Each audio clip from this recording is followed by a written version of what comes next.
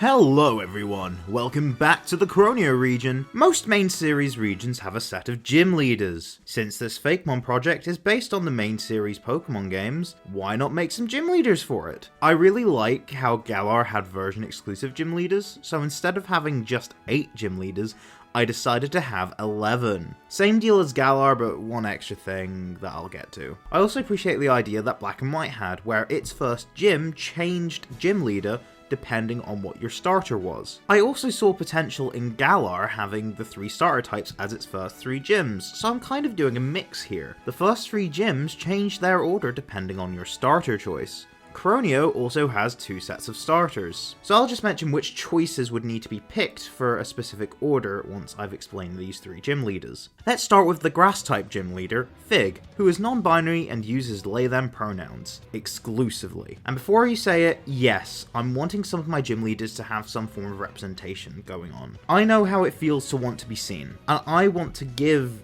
the feeling of being seen to people. Call me woke all you want, it's not an insult. Some people just exist, and I want to represent them, regardless of race, gender, sexuality, ableness, or any other form of background. The way I reflect that is by thinking of who the character is and fleshing them out. I don't want their personality to be what makes them different from the so-called norm, although sometimes it can reflect on who you are. Not Fig though, they're just a berry farmer. There's a lot of farmers in Scotland, and since I have multiple crop-based Pokemon that are grass-type, it made sense for a grass specialist who farms. Berries are the most common farmable plant in Pokemon. Their name is Fig, after the plant, because I felt like it fit the vibe I wanted to go for them. Why are they non-binary specifically? Just felt like making this character non-binary, that's all. They are wearing green plaid and some muddy overalls. They like to get stuck in their work. For these first 3 gym leaders, I might as well just say their teams for if they're the 3rd gym leader, and their final rematch teams. Fig uses a Xyloregus, Cronian Darkspun, and they have a Lanturnip as their ace. Their final rematch team adds Bunty, Hydrapple, and Sarina. Their gym puzzle would essentially be a farming minigame. The fire-type gym leader is Charlotte, because it felt obvious to me that a fire specialist could be named that because of charring, like for the Charmander line. She's an older lady who likes to stay at home, sitting next to the fireplace, cuddling up with her Growlithe or Vulpix. However, she's an expert battler who can definitely turn up the heat in battle. Not all of my gym leaders have to represent a minority group, although I decided to have an older gym leader for diversity, since I noticed quite a few of my gym leaders are younger. I wanted to give her maternal or even grandmaternal vibes, both in physical attributes and appearance. Both because that's traditionally associated with warmth, and because she's the mother to the 8th gym leaders. Oh, and her walking stick, used to help her walk, as despite not being the oldest, she has developed some motory issues, is modelled after Heatran. Her theme is homely vibes, so therefore her team is Cronian Chandelure, Locomotive, and Hogmanay, and her rematch team adds Vulcan, Turtonator, and Arcanine. Her gym challenge is just some straightforward trainers, but in a chill vibe since her gym appears to be like a cottage from the inside. Think Toriel's house from Undertale. The final out of these first 3 gym leaders I want to talk about is Pike, the water gym leader. Pike is a kind of fish, which works because he's a fisherman. Scotland's fishing scene is quite popular. Pike is full of life. His fisherman attire is meant to be bold and reference some real-world fisherman attire from Scotland. Although he predominantly wears yellow, he still reads as a water type, which I think is really cool. Because he's a fisherman, all of his Pokemon are fish of some description. His team consists of his Ace, Nescade, Milotic, and Salacious, with his final rematch team adding Cronian Dreadnought, Stoutzy, and Simon. The latter of which isn't a water type, but this isn't his gym team, and it's still a fish, so shush. The gym challenge is like Caboose from Galar, a Pokemon catching minigame, but instead of finding them in grass, you fish them out of the water. So what order do you face these 3? If you pick Buttercup or Ucat as your starter, you fight Pike first, then Fig, then Charlotte. If you pick Flamoo or Falcof as your starter, you fight Fig first, then Charlotte, then Pike. If you pick Platicroot or Calcifera as your starter, you fight Charlotte first, then Pike, then Fig. Now that's out of the way, let's have order. As in, these remaining 5 gyms are in a set order. Gym 4 actually has 2 gym leaders. They are version exclusive. You face the Bug-type gym leader Ant in Pokemon Agate, and the Poison-type gym leader Lily in Pokemon Obsidian. Let's talk about Ant first. I don't think I need to discuss his name. He's a gym bro, proud of the body he's built for himself and sees the strength in Bug-type Pokemon, as many see them as weaker than they truly are, which is an insecurity Ant has had about himself for a long time. Because he's proud of his body, the way he dresses shows off his muscles, abs, and chest. He has a butterfly-esque tattoo, both to reference his type and his personal journey, as well as the fact he kind of has a moth Pokemon on his team. The brand he is wearing is Galarian for Don't Wimp Out. His team is Santai, which is his ace, Jacketera, and Cronian Espeon, with his rematch team adding Shuckle, Vikavolt, and Cronian Durant. Conversely, we have Lily, named after a poisonous flower, as well as famous painter Lily Elbe. She used to be shy and self-conscious, and although she has some discomforts to this day, she has learned to accept herself through poison Pokemon, who she relates to some extent, as she feels both her and poison types have historically been shunned by society. She's a little self-conscious about her face, so she wears a mask, which also fits the poison type since poison types can really smell, and also it just kind of fits the hazardous, toxic vibe that one would need to protect themselves from them. I don't know, I thought the look fit. Despite this, she knows and reassures herself that she's beautiful, so wears some really stylish poison-inspired clothing to showcase her beauty. Her team consists of Raticate, Cronian Umbreon, and her ace, Nanabe, with her final rematch team adding Garbodor, Salazzle, and Galarian Weezing, which is the native form of Weezing in Croneo. If you haven't already realised from Ant's scars and Lily's namesake, both of them are transgender, which was initially arbitrary, but they naturally developed in a direction which had their personalities both complement this aspect of their existence, as well as their typings, which I felt made them very layered and memorable. Their gym challenges would largely be the same, mazes you have to navigate, but Ant's is a fitness gym and Lily's is a dance hall. Now, Gym 5 also has version-exclusive gym leaders, but instead of having complementing themes, they have more contrasting ones. Agate and Obsidian have very loose but definitely recurring themes of past and future. I was developing this region before Scarlet and Violet was announced, so I felt like having a Ghost and Electric gym leader respectively made sense. The Ghost gym leader is called Anastazja. Her name comes from Annie, the haunted doll in Scotland,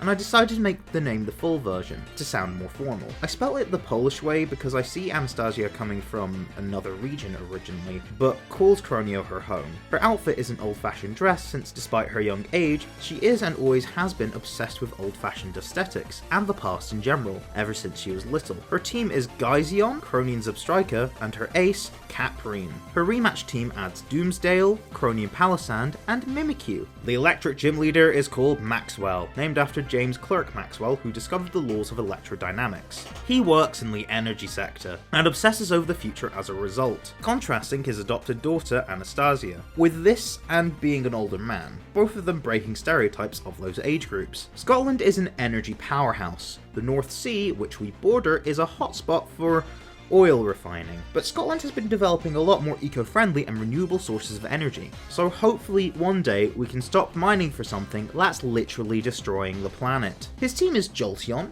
Hydroid, and his ace, Torchard. His rematch team adds Rotom's Coal form, Cronian Venusaur, and Cryphogonal's Thunder form. Their gym challenge is essentially the same, navigating a dark room while having to light your way. Anastasia's one is more gothic, and by candlelight, while Maxwell has a more futuristic aesthetic with electric lights. Those next two gyms just have one gym leader, but the Rock-type gym leader, Jasper, does have a different team depending on the version. Their team being Wallynx, Cronian Sylveon, Archeops, and their version-exclusive ace, Obsidian in Pokemon Agate, and Agaplura in Pokemon Obsidian. Bear in mind, you get whichever fossil they don't have, which visually corresponds to the version you'd get it in. Their final rematch team adds the two ice fossils, Squirrage and Tunstag. Their name is a kind of mineral, and gender neutral, due to them being non-binary. However, something people tend to get wrong about non-binary representation is treating it like a third gender, when the whole point of non-binary as a label is to point out that not everyone fits nicely into one of two boxes,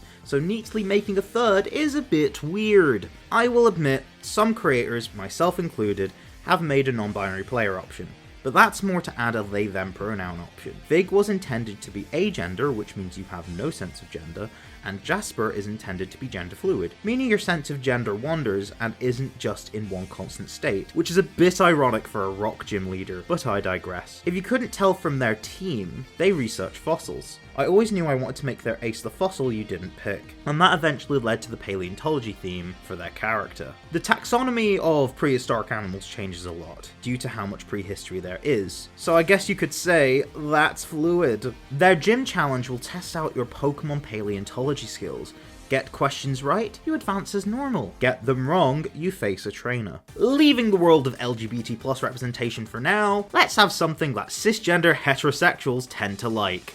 Golf. Meet Sonny. He's actually really good at what he does, despite kind of being a nepotism baby, as well as having hearing issues, hence the hearing aid, which is to do with how normal is the sound type. And he's such a powerful normal trainer that it doesn't affect his ability to battle. He is genuinely a good gym leader, hence how late you fight him. I kind of wanted his personality to be similar to Blue's, so I modelled his design after Blue. If he had blonde hair, a tan with a bad tan line, and if he really liked golf. Golf is Scotland's national sport, since it originated here. His team consists of Golforb, which is obviously his ace. It's a normal type, so it works, and it's specifically the Premier Ball variant due to Sonny carrying that kind of Pokeball. He also has a Club Wool to really put you on your toes, as well as a Cast Form so it can change into a type which resists fighting, and Ooh, which is immune to fighting due to being Ghost Normal. That being said, Golforb's ability gives it fighting immunity, so watch out. His rematch team continues the theme with a Protean Prideon, which will have a moveset that will resist fighting, as well as a Hedro, which is part fairy type. The gym challenge is a golfing minigame, with Golforb instead of golf balls. Finally, we have the 8th gym, which has 2 gym leaders for plot reasons. If you're not in the know, and this might clarify something that might have confused you earlier, there's 2 starter trios, resulting in 6 mutually exclusive options. The professor asks you for payment for the regular trio. You will have the money for it, but it will cost all of your money, which your mother will fork out some more for you after you purchase, but you're both not happy about it. However, you can refuse.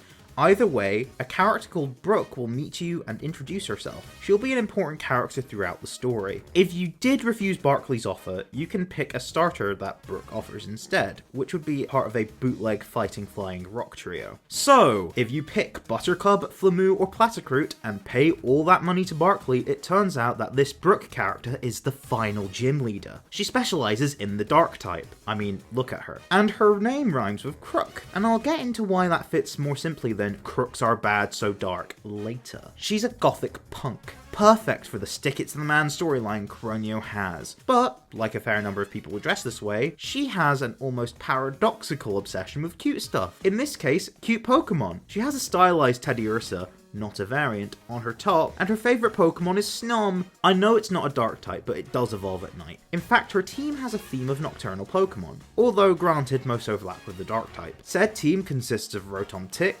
Dreadcat, Cronian Obstagoon, and her ace, Nosferatu. Her rematch team adds Weavile and Frosmoth, 2 Pokemon that evolve in the night. Snom is her favourite Pokemon after all. Now, if you don't pick the 3 previously mentioned starters, I said Brooke would give you a bootleg starter, either Ocat, Falco, or Calcifera. If this is the case, then later in the story something happens that results in her being fired, since she was not meant to do this, essentially making Brooke a crook. A crook that's on your side, but still. So, her sister, Harper, has to step in. Harper is a flying specialist, and her name comes from harpies, which are creatures that are half human, half bird from Greek and Roman mythology. I just thought the name sounded similar, fit a flying specialist, and I haven't seen anyone else name a flying specialist Harper, so I seized the opportunity. She's dressed as a pilot because, well, she is one. She was sworn in last minute, so may have been flying when she got the call. She's also a very inexperienced gym leader due to only just getting the job. And she's definitely the youngest gym leader, since she's 18 and qualifies to become a gym leader based on being at least 18. By the way, she's an aromantic asexual. Her true love is the sky, as well as the flying type Pokemon that occupy it. Her team consists of Boogabird, Exbury, Staraptor, and Corviknight, with Cronian Heatmore and Cryfalconal's Rain form being added for rematches. And yes, she'll give you Aerial Ace as her TM.